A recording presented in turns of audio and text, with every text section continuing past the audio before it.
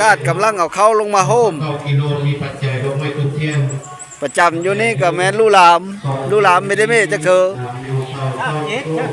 นี่ตกอยู่เฮิรน130 โลแต่ว่าติดต่อมนต์ซ้อเสียงผู้ไทย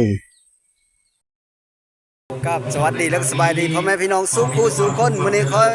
มาม่อนก็ได้ลงมาวัดทุกคนเอาเข้าลงมาโมมาท่านบ้านค่อยละเอาบุญกองเข้ามื้อนี้นะกาดกำลังเอาเข้าลงมาโฮม เข้ากิโลมีปัจจัยดอกไม้ทุกเทียน ประจำอยู่นี่กับแม่นลูหลามไม่ได้เมจักเธอนี่ตกอยู่เฮิรน130 โลแต่ว่าลุดกับบ่หลายชอบนี้ก็27 โล37บ่หรือ27โล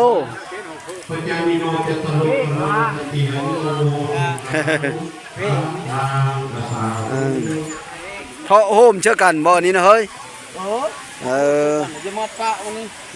คณะบ้านเป็นผู้บริหาร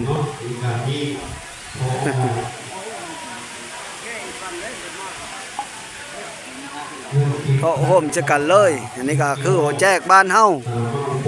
หัวแจกบ้านกุฎหินหัวแจกน้อยหัวแจกบุห่านยังใช้อันมูนอยู่ยังใส่ของมูนพอมูนปูอยู่เทิงโบกามีผู้เฒ่าผู้แก่เพิ่นหยิบขันหมักเบง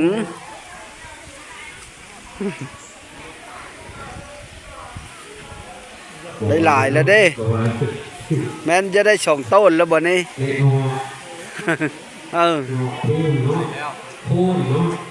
ซุ่มผู้เฒ่าผู้แก่เพิ่นกำลังหยิบขันหมักเบงไม่ออกยังจัง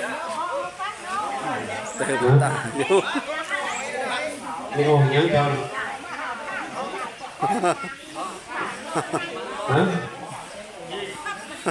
อกที่ปักมา10แล้วเนาะเข้าเจกิโลมาหุโปมัตนาหุบุญกองข้าวใหญ่ในวันนี้ก็เลยเป็นเทวดาบรุษสมบัติสมบัติปณิพานสมบัติอภิวาทนาสีนิสานิจังพุทธะพุทธะลงมานี่ก็คือบรรยากาศอยู่เนื้อวัดรอบวัดทุกคนเลยนี่บรรยากาศวัดกวางวัดบ้านกุฎหินเมืองอาสพรก็สิประมาณนี้แล้วทุกคนเดี๋ยวพี่น้องเบิ่งน้ำกันมือบุญกองเข้ามือนี้เอาเข้าลงมาโฮมเอาเข้าลงมาท่านว่าแล้วก็ดิเพิ่นละ30 โลแต่ว่าผู้บางคนกับบ่ฮอด20 ปลายโลคะแนนเขาเจ้าตักโดยบ่ได้เชื่อซิ่งนั่นนะตักลงมาโลดลงมาติดอยู่วัดเพิ่นคาดหมายบ่เฮอได้เฮิรน130 โลนะเพราะว่าเพิ่นจะได้ทึ้นช้างห่อไตกำลังตั้งเสาและแต่ว่ายังบ่ทันได้แล้วลงมาอีกแล้วเนาะลงมาตลอดได้หลายแล้วได้บาทนี่ได้เป่ากูห้าไตไม่ครับเฮ็ดจุดได้ก็มึงก็หยับอ้อนะแม่อย่ามาเพิ่นมันฆ่าโคฆ่ามันมีแห้งฆ่ามันมีแห้งโอ้ยเบิ่งจักโล30 โล30 โลมาพันเบิ่งดูโอ้เจ้าเลย30 โลไปจังน้อย31มันมีฮอด30 โลครึ่งน่ะนะแม่โคเฮานี่ตก้อยป่าบ่เฮ็ดก้อยป่าตัวนี้ต้มปลาโอ้ทางตำมะฮุ่งพร้อมตำมะฮุ่งพร้อม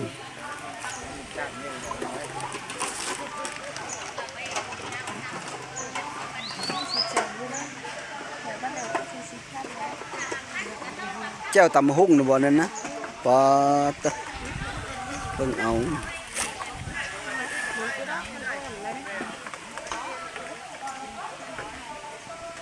พ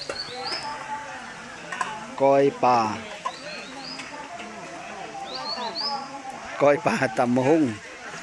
ย่ออันครูบาอาจารย์หรือว่าออกตนญาติโยมที่มา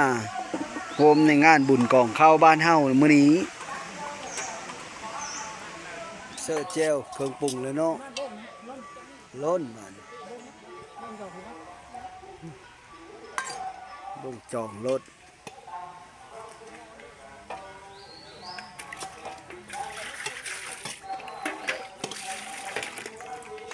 แผนกแมโครเฮ็ดก้อยป่า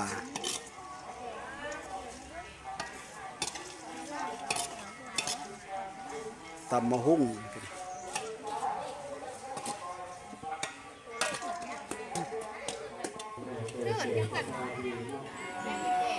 เชื่อพักบ่บานนี่พอดีแล้วบ่เปี้ยแล้วบ่สุดพอดีแล้วแซ่บแล้วเนาะผักโหยอีบาน เมนแล้ว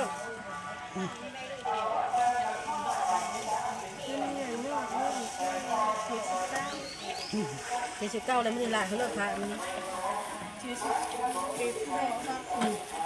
เสิร์ฟเครื่องปรุงเรียบร้อยตำมะฮุ่งกระชามหนึ่ง ไม่ตีเพศแล้วบ่ตาค่อยปรุงก็ได้ ปรุงเลย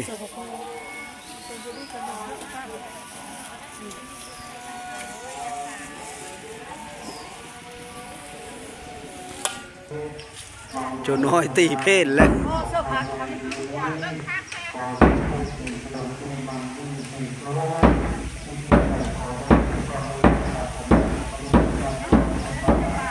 จนน้อยกำลังตีเพศ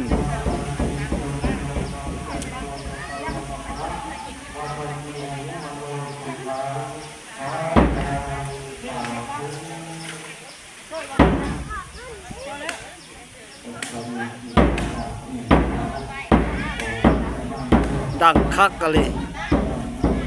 กองเพศใหญ่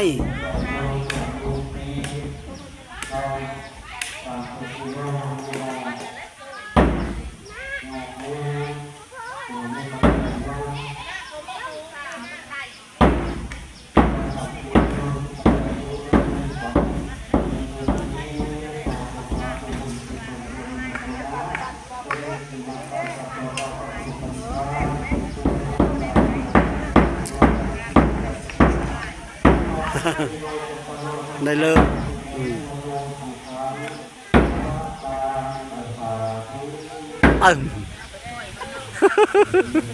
ได้เลิงเนาะบรรยากาศอยู่วัด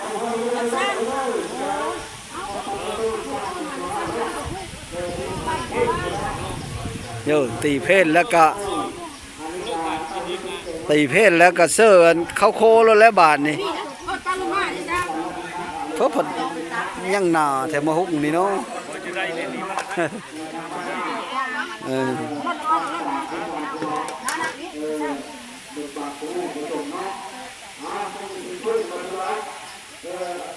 เสื้อเข้าโคแล้วบาทนี่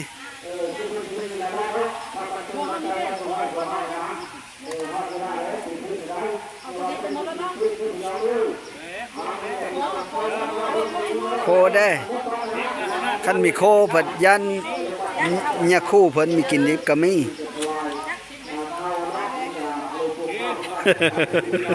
ซิมเบิ่งจักก้อนได้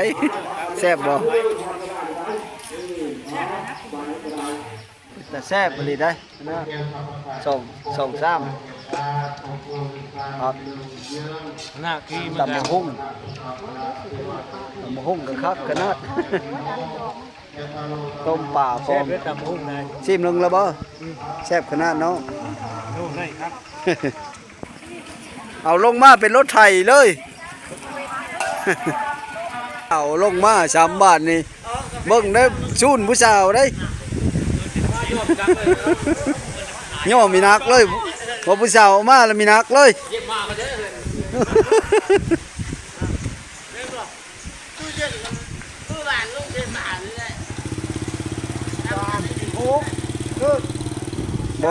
บ่เสของเพ้อของเขาลูกหลาน นี่ดิชาติที่พก ของแม่บรรท่า ยาหน้าผู้ชายอยู่บนนักนั่น 36 โล เต็ดจะเลยกล่าวมาก โอ้ได้หลายไว้เลยชอบขำเชอะเต็มหมดแล้วทีมนี้ ได้หลายเติมแล้วมา ฮะมื้ออื่นบ่แล้วว่าจังโลมเนาะ อ๋ออืมมาเลยถ้าเบิ่งเด้อมันได้จักโลของเจ้า ฮอดบ่30เช้าปลายเช้าโลเช้า1โลบ่เช้า1โลไปโม่น้ำยาอยู่เทิงแหละของหมอแก้นเด้อของแม่หมอแก้นกันเฮ็ดกินแล้วก็ซุ่มแม่ออกลงมาเพศเทิงบ้านก็ลงมาคือกันก็มาโฮมเสียกันทุกคนมากำลังแต่งผ้าเพศอยู่เดี๋ยวนี้ก็ จุกยังงามอยู่ ตักตำบักหุ่งแล้วก็ก้อยปลา เนาะบุญไปบุญมั่นนั่นแหละ ก้อยปลา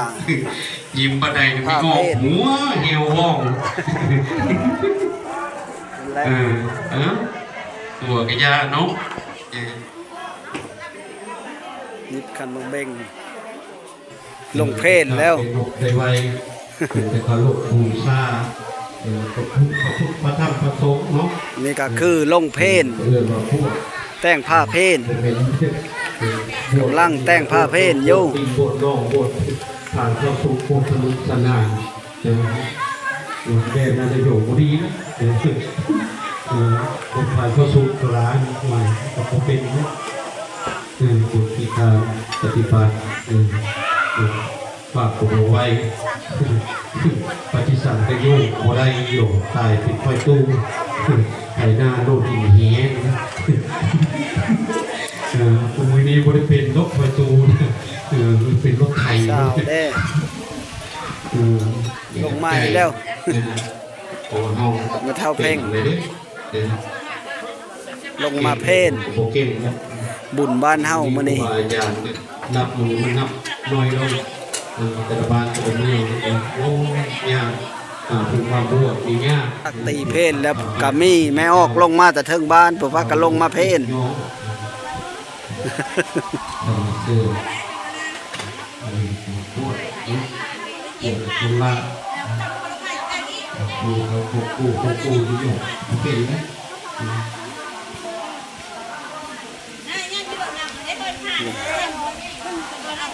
ลงมาผ้ากันแต่งผ้าเพศ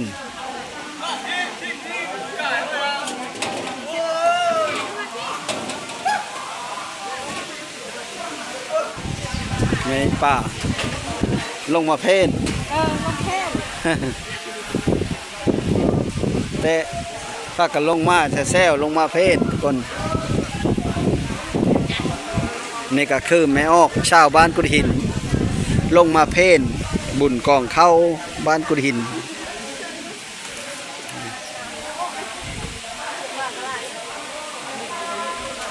กำลังตักแกงแบ่งเบอร์กำลังจัด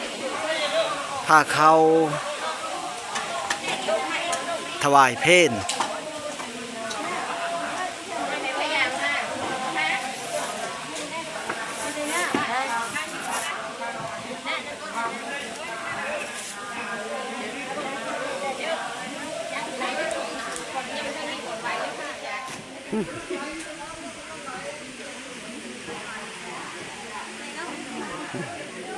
หลังจากเฮาแต่งผ้าเข้าแล้ว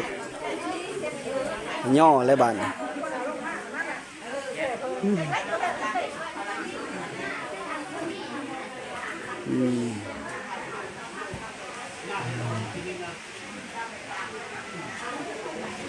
น้ำนักพร ตอนนี้กำลังถวายผ้าเพศ โตสัพพสัมตาภวะสิโตสัพพเวนะมติกันโตริพุตโตจักตุวังปะปันติอายุวันโนสุขังภาลัง สาธุ จาก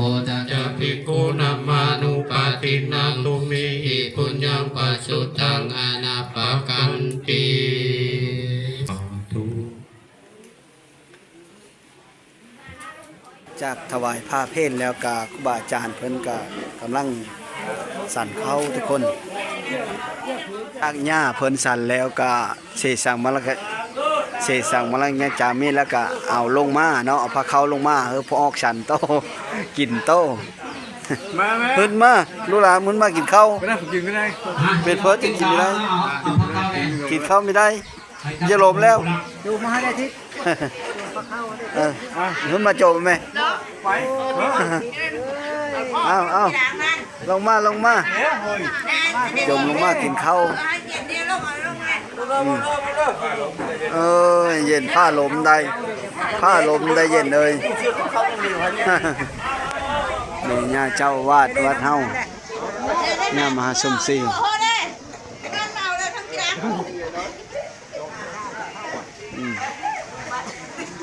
แมววัดนี่ก็ดี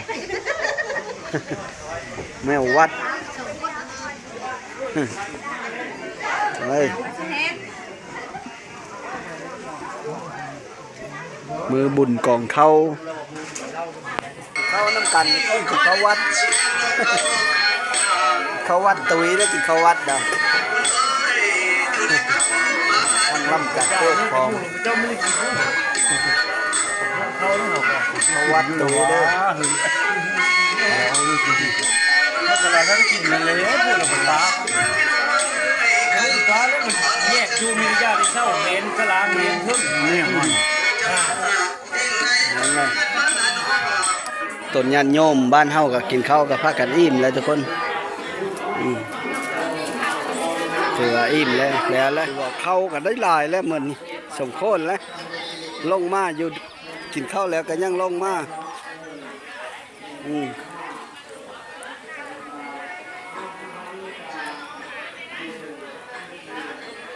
2-3 ต้น3 ต้นพอแล้วได้อยู่แล้ว3 ต้นหมดบ้านนี่จะ4 ต้น5 ต้นพอแล้วเฮิรนละซอบเฮิรนละเป่าเลยนี่ก็ขอพาทุกคนเอามาเบิ้งอันบ้อนเพิ่นห้างหากะเกมงั้นมื้อแรงนะถือว่ามีเขามาขายเครื่องขายของมื้อแรงมีการคมงั้นมีตู้มีสไลเดอร์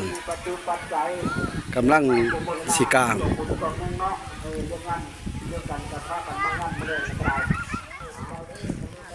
ก็มีมาปรุงพร้อมเด้พุ่นตู้เพิ่นตั้งแล้วเลยตู้เสียงไส้จัดไปมื้อแรงโคตรโคทงเท่าเลิกของมือนี่นะ ถุง10,000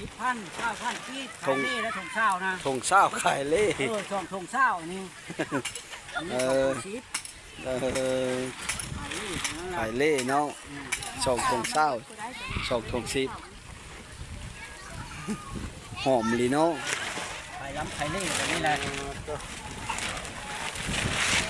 สีมือขวดชนิดเก่าเราได้ เบิ่งซิมมันก่อน ที่มึงแม่ ซิมมันแล้ว แต่แค่นั้น